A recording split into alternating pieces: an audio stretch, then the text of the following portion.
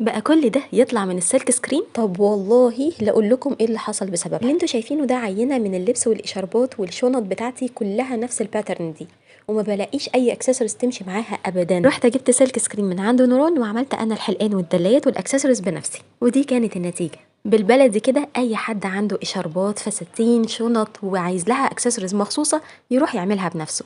بس كده، كل اللي بتعملوه ان انتوا بتبعتوا لها الباترن اللي انتوا عايزينها وهي بتنفذها على طول. السلك سكرين دي هي ورقه بلاستيكيه رقيقه جدا بتسمح بخروج الحبر والالوان من خلالها، وليها استخدامات متعدده، وانا هنا استخدمتها مع الصلصال الحراري، بس انتوا كمان تقدروا توظفوها في حاجات كتير جدا. يعني تقدروا تستخدموها مع الاكريليك وورق الكانسون المقوى، تعملوا منها حلقان ودلايات فيري ترندي اند شيك، محدش غيركم لابسهم قبل كده. يا لهوي نسيت اقول لكم اصلا انا جايباها منين. انا جايباها من جروب لافندر بوليمر كلاي تولز. كان في كومنتات مغرضه بتقول ان انا مش بقول انا بجيب حاجتي منين، واستنوا الفيديو جاي هشرح لكم طريقه استخدامها بالظبط وازاي طلعت معايا اللون تقيل وحلو قوي كده.